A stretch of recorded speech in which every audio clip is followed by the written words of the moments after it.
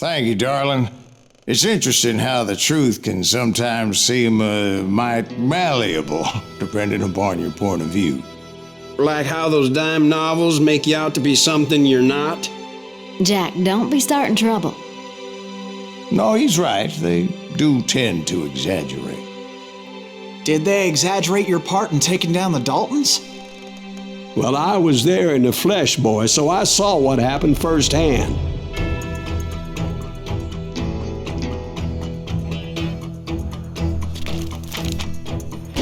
Those Daltons were lawmen once, before they all went bad, robbing banks and trains clear across the territory. Until Coffeeville, of course.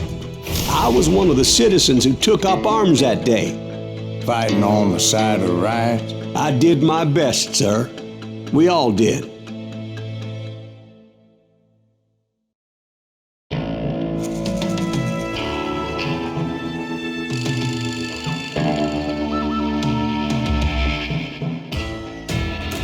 It was early morning. One of my friends was a local gunsmith, and he handed out firearms to anybody who'd take one. You see, the Daltons got it in their heads to rob 2 banks at the same time. 2 banks on the same damn street.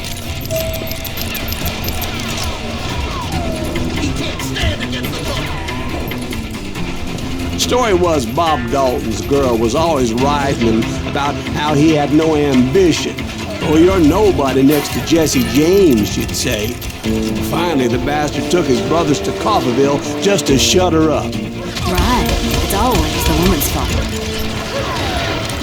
You ain't stopping.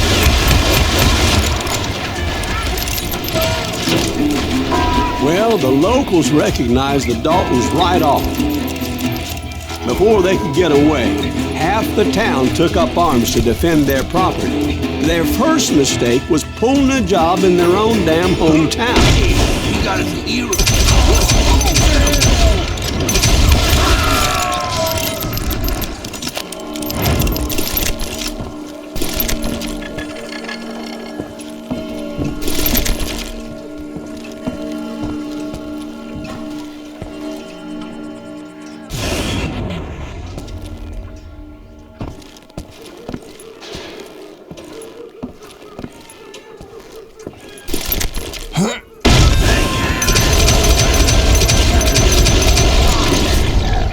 The brothers paid dearly for their stupidity, but everybody knows they had it coming. There's more to it than that. I read all about that day, so I know for a fact that it went down very differently. First of all, it was high noon. A posse of U.S. deputy marshals were on the rooftop across the street. Get ready, boys. They're gonna make a move. The lawmen had been tracking the Daltons for months, and now they finally had them dead to rights. Among them was a bounty hunter feared by many a lawbreaker. This man had no intention of letting the Daltons slip away. The marshals tried to get the Daltons to surrender. They'll give up eventually. We just gotta wait till some bitches out. This bounty hunter knew that the brothers were far too proud to ever lay down their guns. He went in there alone to confront those criminals. One of the marshals shouted, "Where are you going? Are you crazy?" Hey, where do you think you're going, dumbass? That rifle's mine. He saw a way to get around to the back of the bank.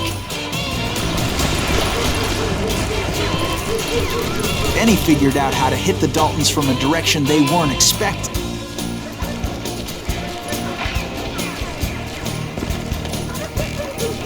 From above. Fortunately, a water tower was right there. A moment later, he was climbing up a steep ladder, laughing at danger as he did.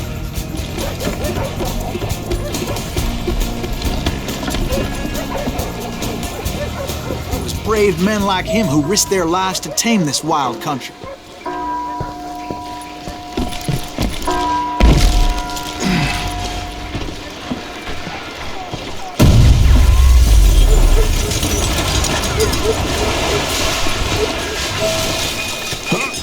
We've got company.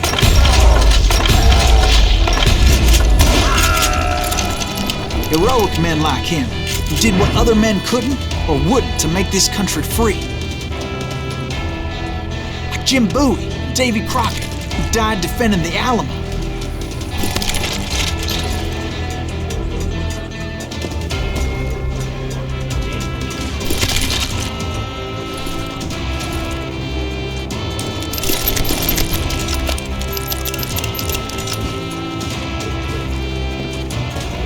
Is that Silas Greaves? Son of a bitch!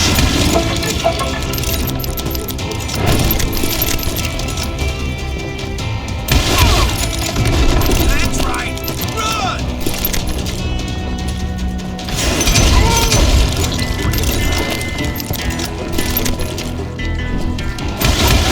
You confident? You hear me?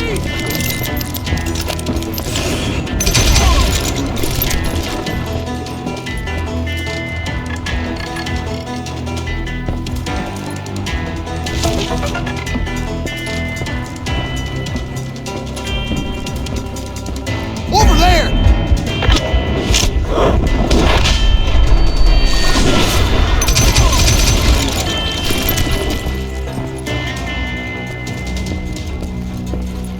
That's Silas Greaves!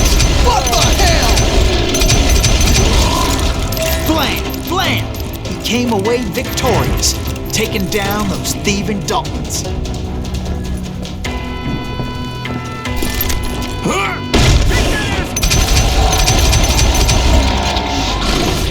His name is Silas Greaves, and when the dust finally settled, he was the last man standing.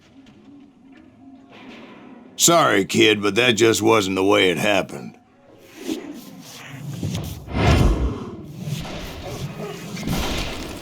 It was early evening, not high noon. That's it for you! Daltons blew up a safe, and were all set to hightail it out of there. I was late to the party, and Coffeyville was already up in arms.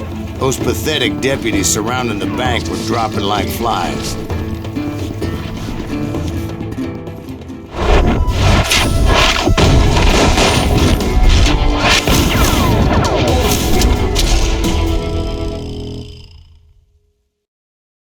I'd been tracking those jokers for months, waiting for them to do something reckless.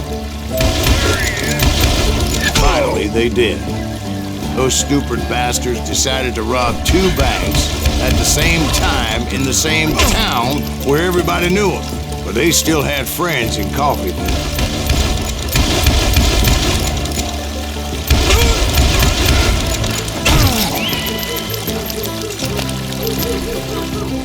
You can't get me!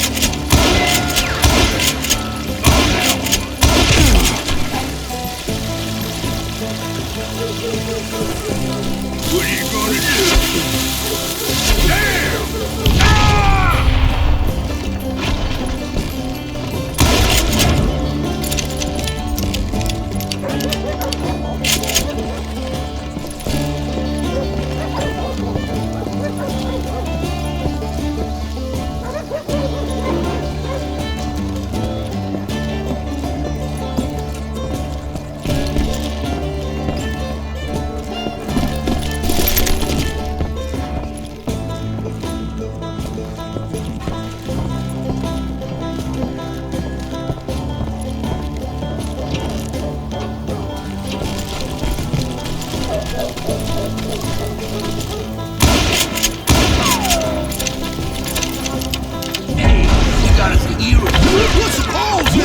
Those friends came after me like a pack of wild dogs, tooth and nail.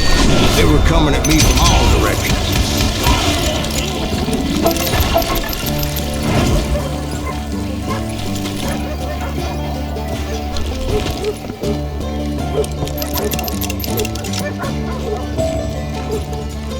I caught sight of the Daltons running with the money and didn't want to lose them.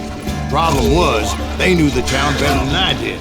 And to top it off, I found myself in the middle of another shootout in town. Did the Daltons hole up in somebody's house? No, it was the Smiths, I believe. They were cousins of the Daltons. And they were shooting at the Browns, who were shooting at the Daltons. Which wasn't any surprise, because those two families have been feuding forever. And since the Joneses are related to the Browns, they shot at the Smiths, pissing off the Heimhoffers, whose daughter recently married a Smith. Well, bullets were flying every which way as all the old feuds in Kansas caught fire all at once. There was a hell of a lot of pissed off people in Coffeyville that day. But that's just the way life is sometimes. Shit happens.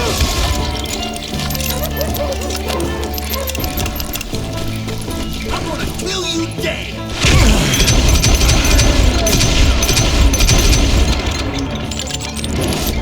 God damn it, the hell! Come out from behind there!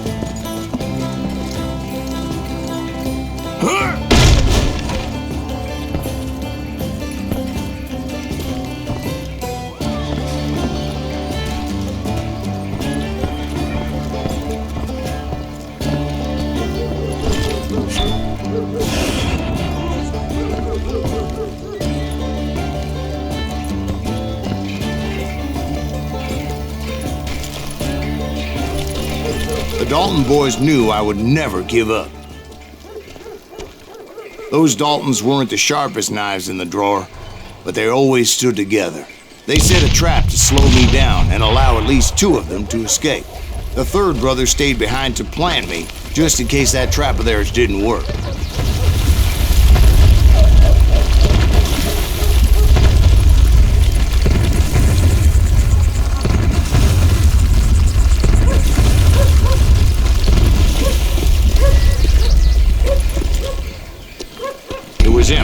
The youngest, and he decided to stand his ground and face me down. I ain't afraid of you, Silas Greaves. This is where it ends for you. He was determined to protect his brothers. And I understood how he felt. Taking me on all by his lonesome wasn't exactly a recipe for a long life.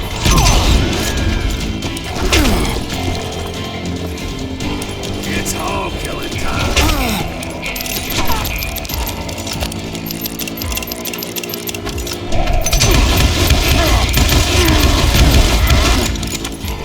Beat you like a red-headed stepchild.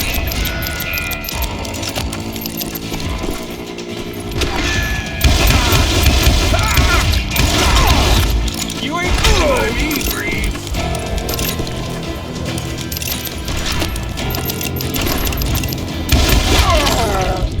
But Emmett Dalton survived the robbery in Coffeyville. He's the only Dalton who did. They say he was shot 23 times. Well, Dwight, who do you think put all those damn holes in him?